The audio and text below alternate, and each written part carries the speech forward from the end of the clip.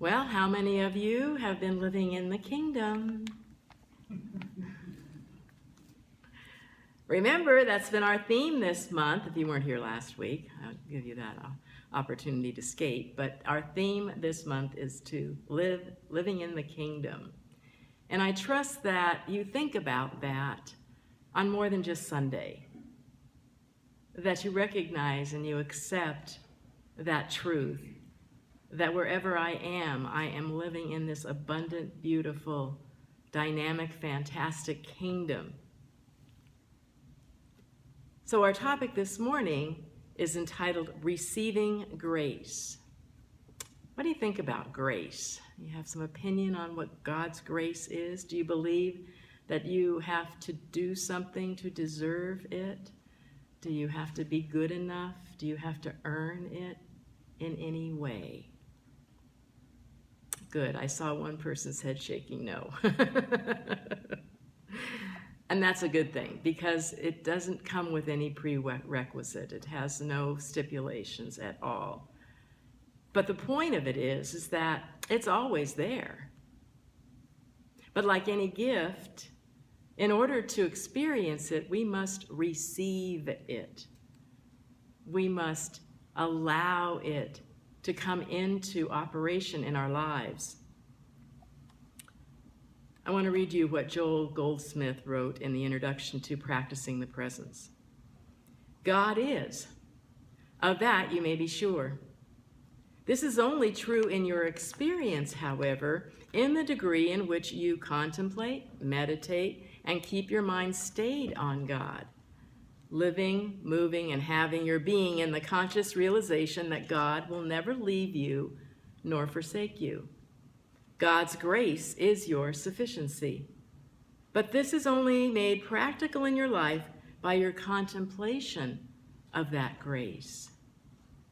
Only in the degree that you live consciously in the realization of God and let this realization live in you does it become true that you do not live alone, that the place wherein you stand is holy ground.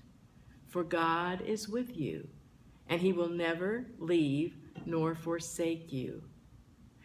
And continuing from living between two worlds, Joel again wrote, divine grace does not give us anything or manufacture anything for us. Divine grace appears as. It is never divine grace sending something or giving something. It is divine grace forming itself as our daily need. God's grace is omnipresent. Our manna is present always, appearing as the form necessary to the particular moment. By God's grace, manna reaches us to give us our spiritual, mental, oral, physical, and financial freedom. Not a freedom from anything, but a freedom in and of grace. Walk this world for one purpose only, to show forth God's glory. So we are here as the vehicle, as the experience of God. And so wherever we stand, we are on holy ground. And wherever anyone is standing, they are on holy ground. For this power and presence is universally in full force everywhere and in everyone. But what does it take to recognize it? It takes our acceptance of it. It takes our thinking about it, our recognizing that this is where I'm at.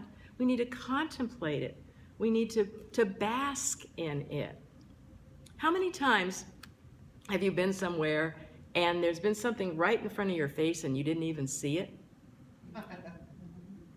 Because you weren't expecting it, perhaps?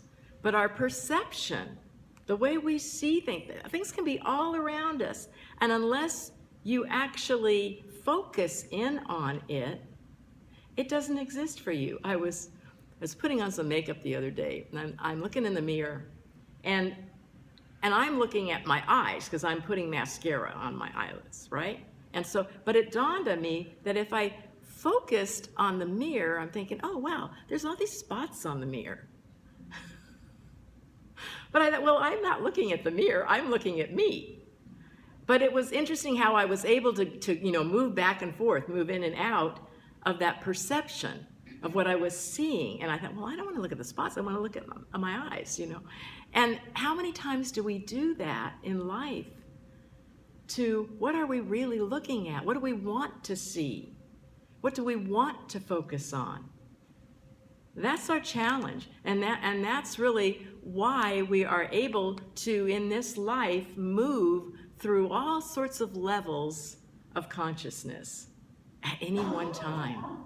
It's like we're here to allow ourselves to expand into this infinite awareness that we are. I love one of the sentences that Joel wrote further in one of the books I was reading. It says, "There's nothing you can do about the past but forget it." I just thought that was so plain, so blunt, so perfect. There's nothing you can do about it but forget it. Now, granted, there are times, I believe, that we can learn from the past. There are things that happen in life that will make a mental note, go, oh, don't want to do that again, and that's fine. But we don't need to keep reliving it and reliving it and reliving it. Because remember, what we want to do is raise our frequency to a higher level to where we can experience what's going on all around us all the time, many times unbeknownst to us, unaware. I've been reading the Science of Mind magazine this month, very much enjoying Reverend Dr. Ron Fox. And he quoted Ram Dass as saying, "As you walk down the street, you can turn your receiver, quote unquote, into the world on any number of channels. Each way of tuning creates a very different street. But the street doesn't change. You do." And how true is that? How true is that when we've said, you've got 3 siblings in a household, and you all grew up in the same family, and yet each sibling has a whole different story of what household they grew up in. We are having this individual experience of the infinite. I believe that all of us want to grow. We want to leave the past behind. We want to evolve. We want to expand. We want to reveal more of this infinite being that we are. I've been, of course, you've probably heard me say this before, I've been watching my now 3-year-old granddaughter, Adeline. And a week or so ago, they were getting ready to go on a camping trip. So I was there watching Adeline while they were packing and everything. And they were going up to Carpinteria, which is on the coast up by Santa Barbara. And so they were going to prepare, well, perhaps it might be, rainy or whatever. So they were gathering up their rain gear to have it in case they needed it. And Burke, my son, came over and said, "Hey, Adeline, let's see if this still fits you." And she has this cute little raincoat that she's had. And he said, "Well, let me see, because it says 12 months on it." And so she took her out her arms and she put it in and said, "Yeah, it'll still fit her, no problem." And she asked him a question, and the question was something, I didn't hear it exactly, but she said something like, "Well, maybe I'll be 12 months again." And he said, "No, you're never going to be one again. You're never going to be." And so she had this, "Oh, well, maybe I can be that." Doesn't recognize that this life is a progression. That was then. You're never going to go back to being one. And the same thing holds true for us, hopefully, in consciousness, that we're not going back to being that victim falling into the pity potty, as I wrote on the thought for the week. That we hopefully have moved beyond primarily that stage. Sometimes, yeah, we do. We fall into the pity potty sometimes. But hopefully we don't stay there very long. I think that when we allow ourselves to step forward into life, to be more than what we experienced yesterday, we are honoring this beautiful, holy God within us. And God is our cheerleader saying, yes, go for it. Let's do more. Let's do something different. Another reading in The Science of Mind that Fox wrote. I love this. You can picture this scenario. A father and son were walking on the beach, and every so often the boy picked up stones and pebbles and put them in his pocket. I do that with Adeline, only she tells me, put them in your pocket, Grandma. Soon he found walking difficult and asked his dad to pick him up. His dad did, but told him he needed to rid himself of the stones and the pebbles. As you and I go through life, we pick up stones along the way. When we turn to Spirit for help, it responds. Put down the stones of disbelief, doubt, fear, and resentment. Make your burden light. Move within and remember, I am always with you. That is our true identity. We are this God in expression. There is no other life but the life of God, and that is each and every one of our lives. Whole, pristine, perfect, beautiful in every way. I had a dream the other night, and I was in church, and it was much bigger than this, and people were pouring in, just pouring into the church. And I thought, wow, this is great. We're having a great turnout this Sunday. And our musician was someone that had never sung for us before. And she started singing. Before, lo and behold, all of a sudden these other instruments started showing up. Other people were singing, and they were just going on and on, and just making this great thing. But they were taking up a lot of time. And of course, me, with going, okay, we gotta keep moving on here. And it got to the point that people were starting to leave. So I thought, wait, we gotta stop. We haven't taken the collection yet. And so I grabbed the microphone and I started praying to get their attention, And so I was doing this affirmative prayer, and I was saying, that you are God in expression, you're whole, complete, and perfect, da-da-da. And this one woman in the middle of the congregation, and for one reason they were all standing, and this one woman says, oh, wow, that's me, yes! And it was like she'd never heard this before, and she was just enthralled by, yes, oh my gosh, that's me. And then she looks over to the person that's next to her, and she goes, oh, well, that can't be you.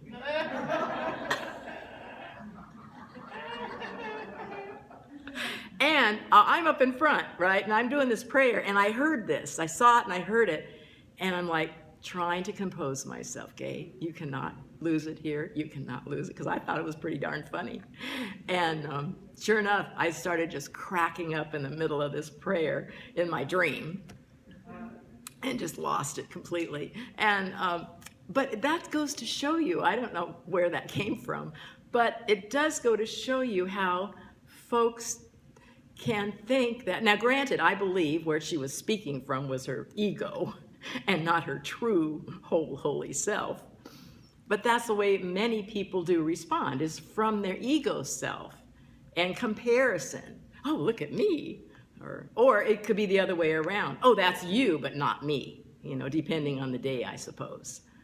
And so we want to recognize there's no difference, that there is this one beautiful being that is expressing through all, and that grace, that infinite grace, is available to all of us, through all of us. And it's going to be unique. It's going to be different in every way possible. We are living in this kingdom that has everything here. Everything we could possibly need. Grace is our sufficiency. God is our sufficiency of everything. And we need to remember to relax, to breathe, to trust it, and to let go of the limiting, little wishy-washy ideas that come up that limit us ourselves. I wanted to share with you one of the readings from Science of Mind. And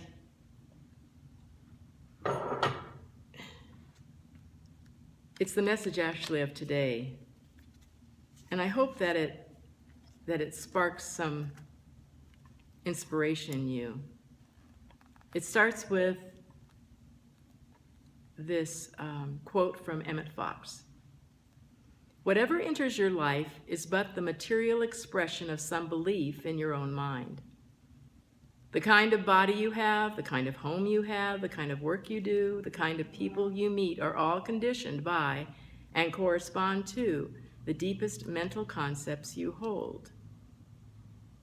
And then another quote from Ernest Holmes. We have within us a power that is greater than anything we shall ever contact in the outer, a power that overcome every obstacle in our life and set us free, satisfied and at peace, healed and prosperous, in a new light and a new life. Marianne Williamson says, you can let the same force that makes flowers grow and plants move run your life, or you can do it yourself. Most of the time, that sounds like a pretty easy choice to make, but I'm sure we have all had times when we decided to go it alone and never realized we had made a big mistake. When we invite God into our lives, everything changes. We have a power working for us in ways we cannot imagine. And all we have to do is say, okay, I'm ready to team up. Joel Goldsmith wrote that to him the most comforting passage in the Bible was, my peace I give unto you, not as the world giveth, give I unto you. We don't find peace when we look for it externally. Every issue in our life is determined by our consciousness. Remember, we're walking down the same street. It's what we're tuning into that makes the difference. When we do our inner work, we become a conscious partner in our conscious evolution. Our inner work comes when we go into that time of quiet, into that time of meditation, into that time of reflection, and asking for Spirit to move us from this point of limited consciousness, of limited awareness into the greater. All we could ever want is right where we are. We simply need to accept it. Accepting is mental. Spirit has no limitations. We may have a consciousness of lack and limitation and therefore experience those conditions, but that's on us, because God can do for us only what it can do through us. So why not begin trusting in Spirit today and seeing what changes in your life one day at a time? He wrote here, as Jack Canfield writes, I don't believe that's the correct quote, I believe that Martin Luther King Jr. said this, you don't have to see the whole staircase, just the first step. And his affirmation is, today I open myself up to partnering with Spirit. I invite God into my life and trust that my good has no bounds. My life overflows with joy, peace, compassion, and love. Do you like that idea of the way to live a life? That my life is infinite, it's open, that I can expect wonderful things, that I don't have to go by what happened in the past, what happened yesterday, what didn't happen yesterday. Because right now, in this eternal now, is where Spirit, where life is happening. I loved one of the quotes on the calendar by Wayne Dyer this last week, and it said, one song, exclamation mark. That is our uni, U-N-I, in parentheses, one, uni, one, right? Verse, parentheses, song. Our universe is one song. No matter how we separate into individual notes, we're all still involved in the one song.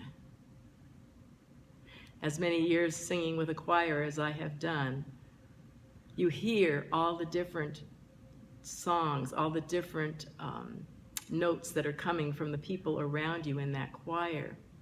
But one thing we all know is that we better keep our eye on the conductor, because that's the person who is telling us, pointing to us, helping us, guiding us to make sure that this song is coherent and that we blend and that we come together in the right time.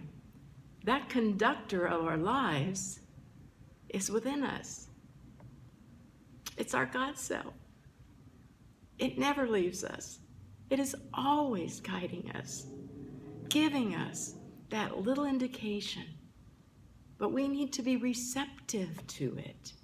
We need to be open and tune in to what is that voice saying and giving me the instruction to do, so that I can sing my part in life on key, with joy, with love, and to give that out to others. Perhaps there's someone else in your awareness that is a little low, that's a little down. Happens to us all. Know that it's up to you, if you so desire, to lend them a hand up. Give them a boost.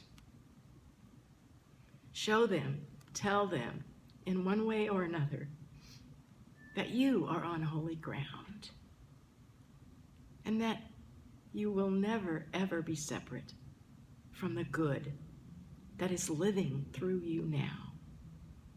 So live by the grace of God. Let that grace lead and guide you. Be playful with it. Be happy with it. Be joyous with it. I believe that's what life is about. May grace be with you. Namaste.